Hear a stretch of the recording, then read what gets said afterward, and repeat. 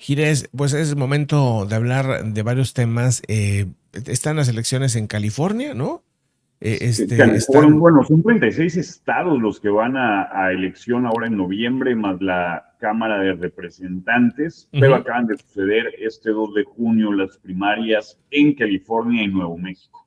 California, Nuevo México. Vamos con eso, vamos con el tema de Colombia, con el tema de Perú también, que está muy interesante.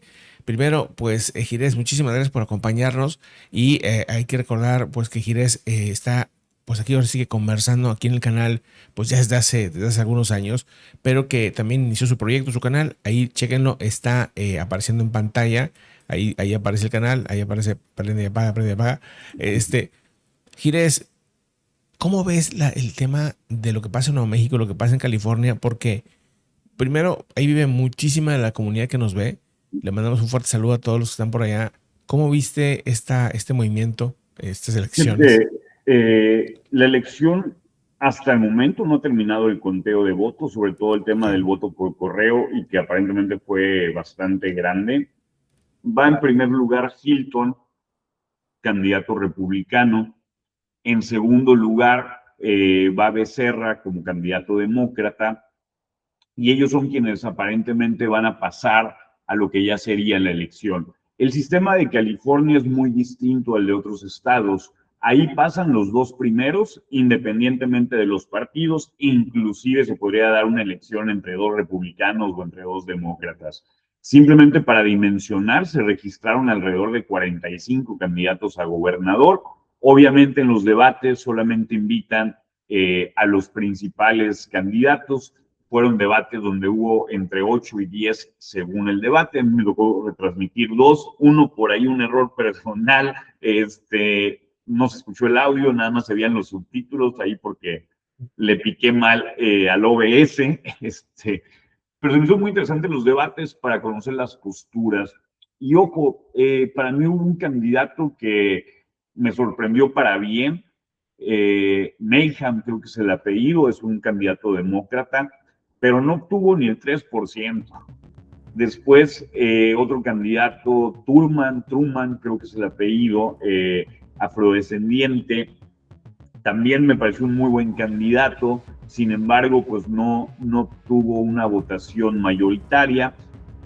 La candidata que originalmente era impulsada por Gavin Newsom, que es el gobernador y precandidato a la presidencia de los Estados Unidos por los demócratas, pues quedó también perdida desde muy temprano en la campaña y parece que el voto demócrata pues se fue o se terminó inclinando hacia Becerra.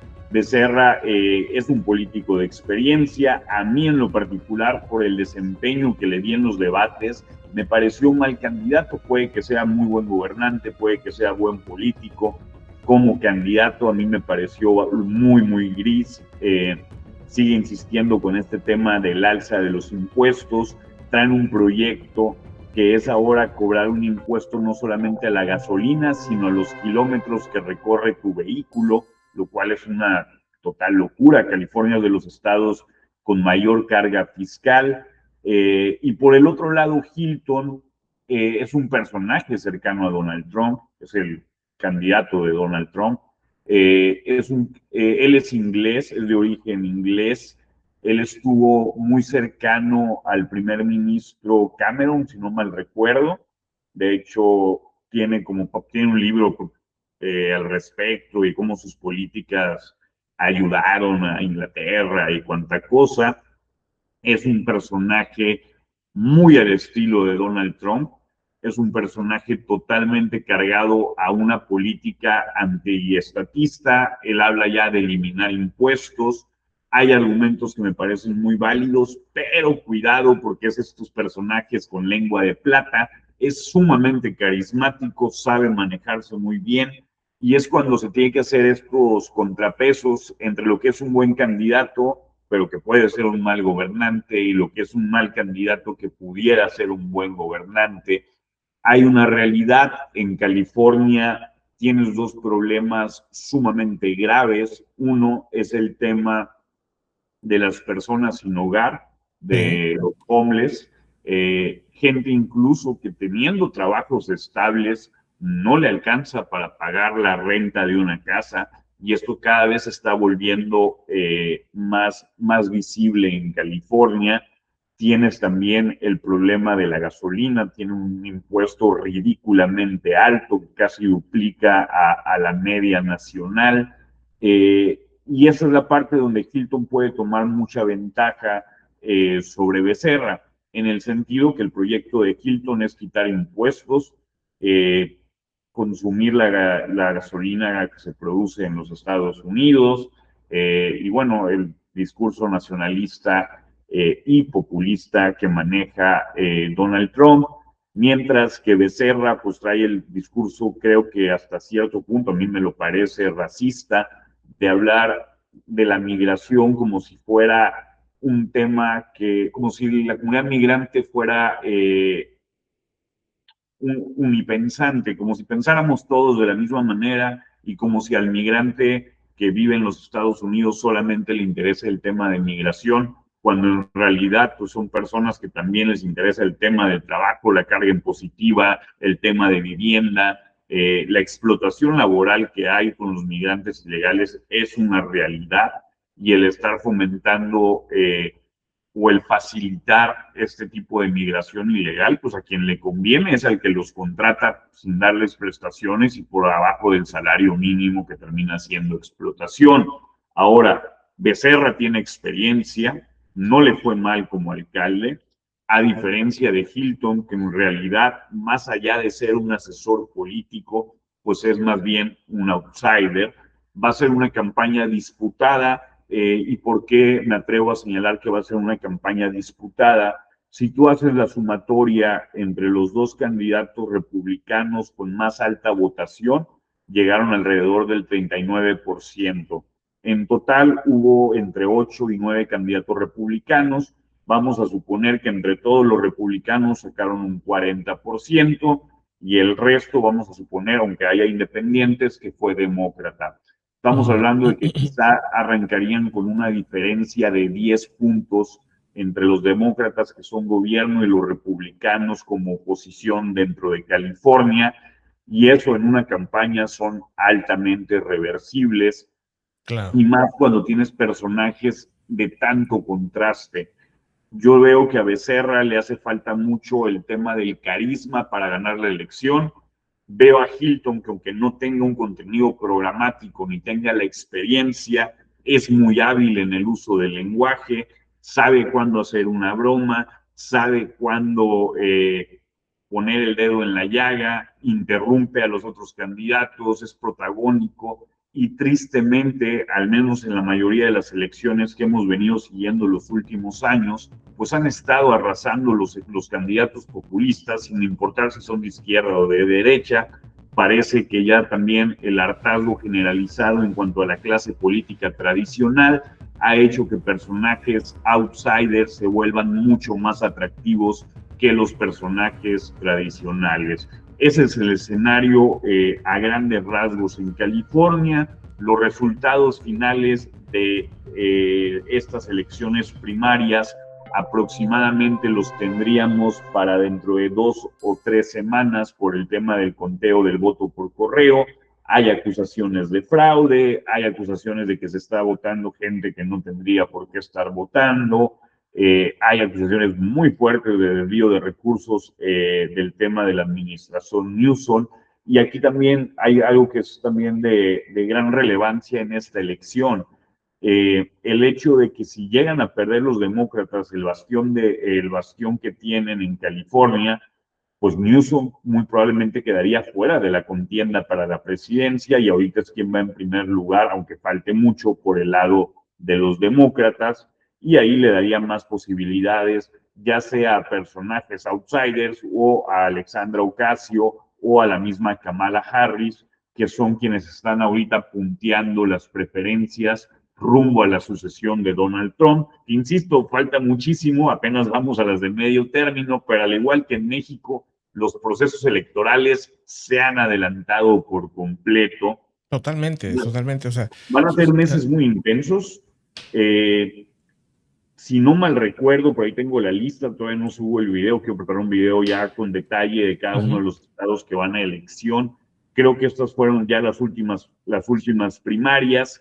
Hay varios estados que ya tuvieron sus primarias, hay estados que no hacen primarias, hay estados donde los gobernadores van a reelección, hay Ok. estados donde ya no pueden ir a reelección, entonces ya por ahí les estaré haciendo el desglose, porque ya ¿Sabes va a más o empezar menos qué fecha es la clave para estar atentos a eso? la, Porque noviembre, o sea, de elección. sí, o sea, te acordarás qué día es más o menos el Si no mal recuerdo, ese es el 20 de noviembre, por ahí. 21 Ok. de No, para noviembre, por estarlo, ahí. Pero se las checando, pero no traigo la falta próxima nada, no falta semana. nada, Sí, ¿no? Y lo que no viene falta ahorita nada. en este periodo, pues van a ser ahora sí ya los debates de verdad. ¿Por qué digo los Sí, debates de verdad?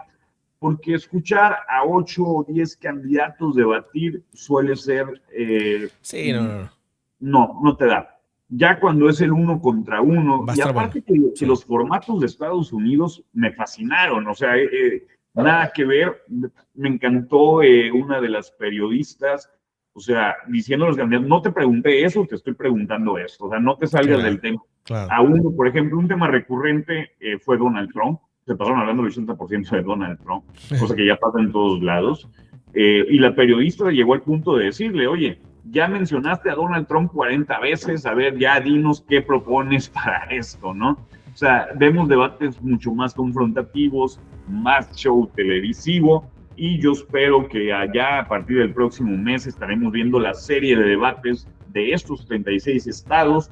Obviamente lo que más llama la atención pues es la elección de la Cámara de Representantes, por lo que pudiera suceder el hecho de que Donald Trump perdiera la mayoría y con esto se pudiera abrir un proceso de impeachment que yo realmente lo veo complicado, pero también el tema de Irán, el tema del financiamiento de Israel, el tema de las políticas en América Latina, el tema de Ucrania-Rusia. O sea, va a ser muy, muy importante lo que suceda en noviembre y también seguramente veremos un Donald Trump aumentando el discurso y metiéndose en la elección. Seguramente sí, Gires. Y hay otros temas que también son muy interesantes y que se espera, pues, reacciones incluso internacionales. Por ejemplo, lo que pasa en Colombia ya tiene reacciones incluso aquí del mismo Salinas Pliego, por ejemplo, y Y de la misma Sheinbaum. Trump, Sheinbaum, o sea, todo el mundo reaccionando pues a los candidatos de Colombia, ¿no?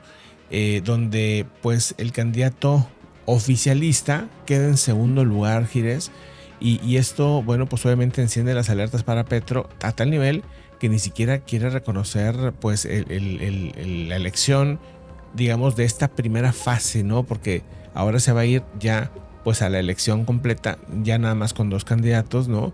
¿Cómo ves lo que ha estado pasando en Colombia?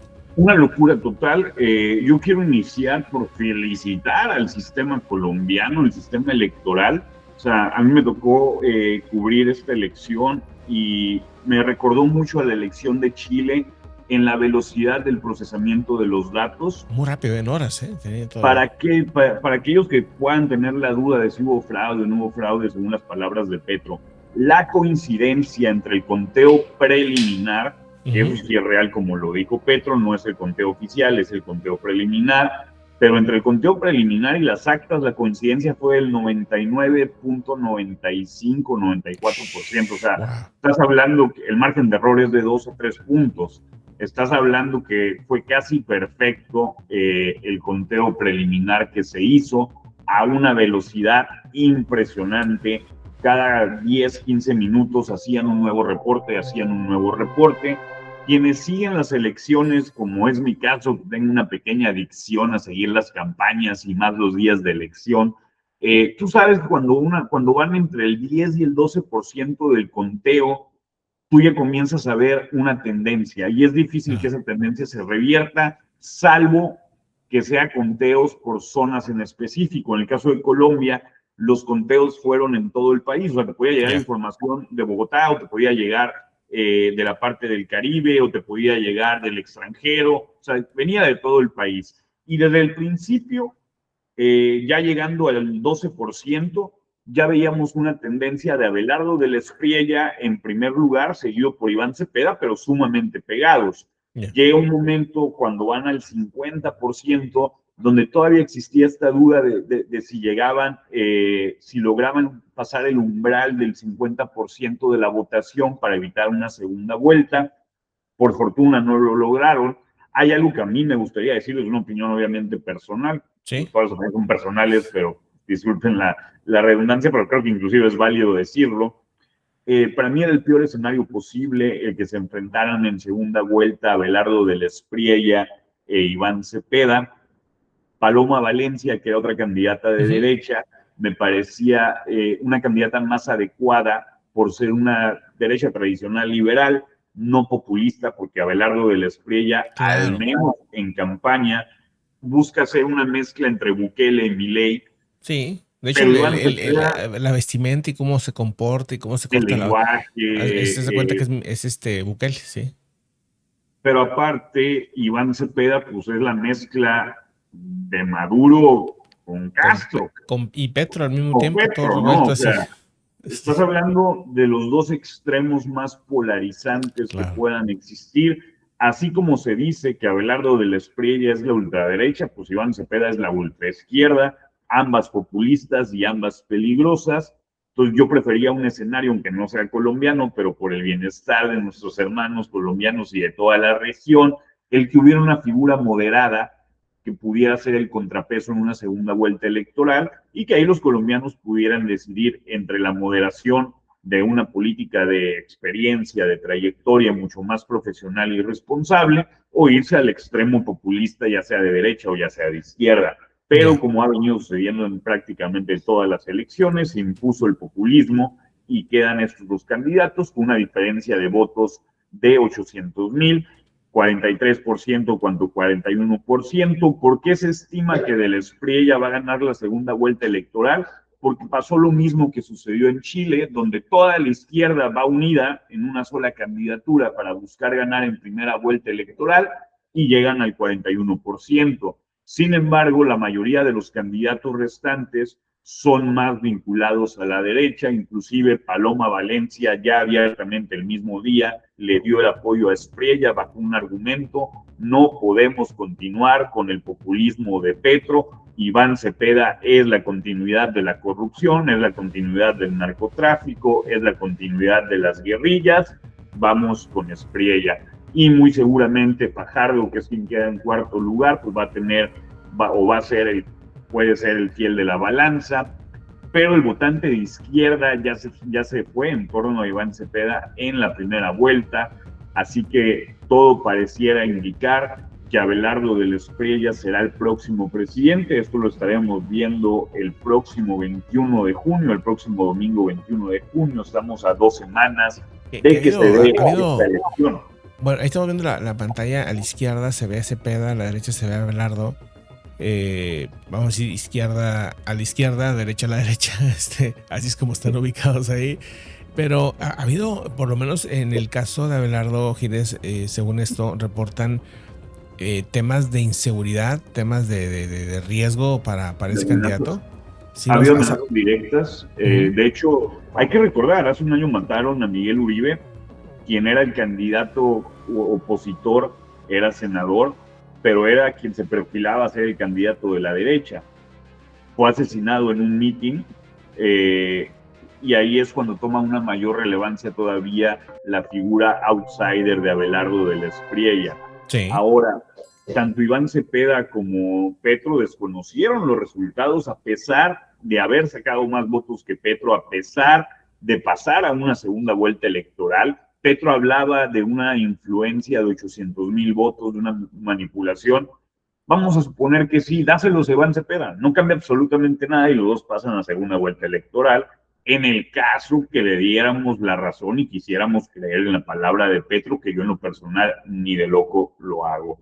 Me ha parecido una locura los llamados que han hecho. Había una serie de protestas de la gente más afín al movimiento de Petro y de Cepeda, pero también recordar que fue Petro el que estuvo violando la ley electoral de manera reiterada, Constantemente, sí. y llegando al extremo de mostrar su voto a la hora de emitir el sufragio, lo cual es un delito electoral en Colombia. Escuchaba el día de ayer a una senadora del proyecto de Petro que participa en la campaña de Cepeda, ella es senadora por Bogotá, y cuando le preguntan respecto a eso, que ella aparte la reconocen por ser muy conocedora y experta del tema legal en materia electoral, pues se hizo bolas y dijo, bueno, eso lo van a tener que determinar las autoridades electorales, y ya no sabían cómo salirse de la pregunta, porque Petro ha estado en campaña constante, hemos visto una serie de peleas donde se mete con el candidato opositor. Por otro lado, quizá uno de los grandes errores de Iván Cepeda fue el no querer asistir a ningún debate en la primera vuelta electoral. Ahora que está en segunda posición, está buscando el debate por todos lados. Ya le contestó a Abelardo de la Espriella que sí, pero no como lo dijo Cepeda, porque Cepeda dice, te reto a debatir, pero yo te voy a decir cuándo, dónde y quién va a ser el moderador. Pues dices, No, hermano, pues bueno. pues si quieres, o sea, ¿cómo no? O sea, vas en segundo lugar y me quieres poner condiciones, pues ya estamos mal ahí. Va a ser, estas 2 semanas van a ser muy intensas en Colombia. Claro, sí. Esperemos que no se salga de control. Lo más importante, que Petro tenga la moderación y la inteligencia emocional suficiente para reconocer resultados, suceda lo que suceda. Yo terminaría la parte de Colombia y parafraseando o modificando el dicho mexicano, pues pobre Colombia, tan lejos de Boric y tan cerca de Maduro. Pues ahí está, Gires. Buenísimo, muchísimas Y gracias. rapidísimo, ¿Sí? nomás así, para darte ya la última estocada electoral, el día de mañana Perú. tenemos la elección de Perú también. Sí, tienes razón, ya se me estaba pasando, Tenemos, importantísimo, sí. eh, por un lado, Keiko Fujimori, una Sí, política pues ya de toda la vida, hija del expresidente o exdictador Fujimori, que no estuvo años en la cárcel, ya sí. falleció.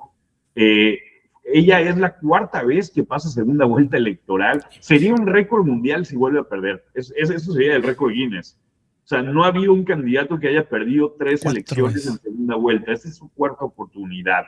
Y Ajá. obviamente por lo polarizante simplemente del apellido Fujimori, porque hay que recordar lo que pasó en los 90, no es cualquier cosa, y es una herida que claramente sigue abierta en amplios sectores del Perú.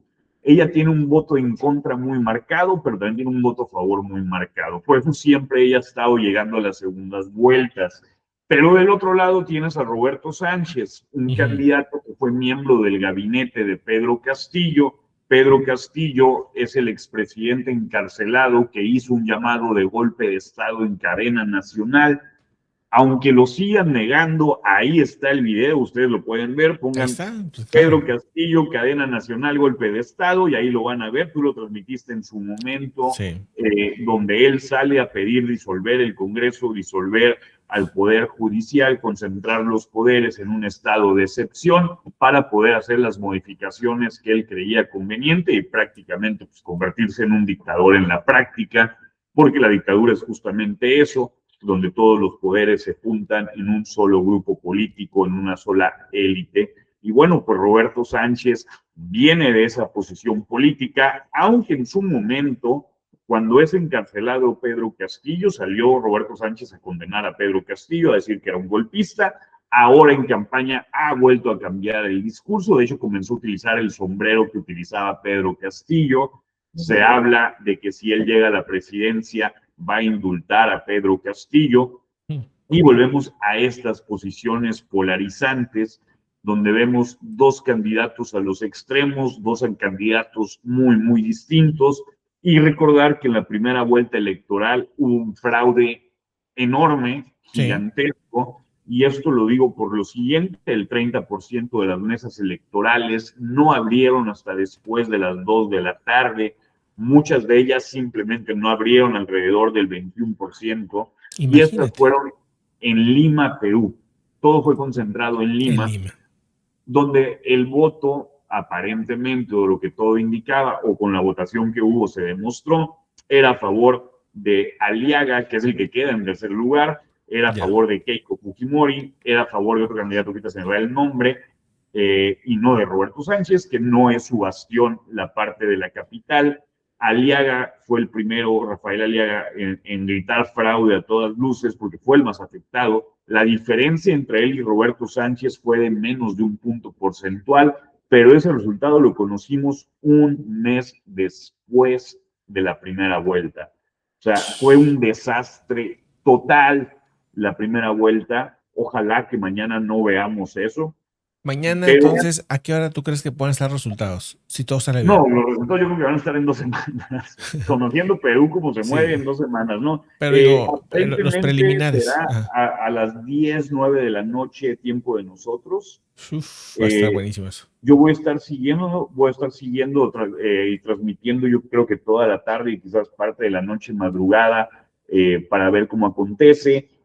Si corrigen los errores, si fluye la información como debe de fluir, pues deberíamos de tener información a las 9 o 10 de la noche, voy de acuerdo todavía, por lo menos alguna tendencia que se empiece a ver. Si sucede lo que en elecciones pasadas, donde han sido muy, muy cerradas, Keiko Fujimori ha perdido por menos de 2% de los votos. Ya. Entonces te va a llevar a un escenario sí de días.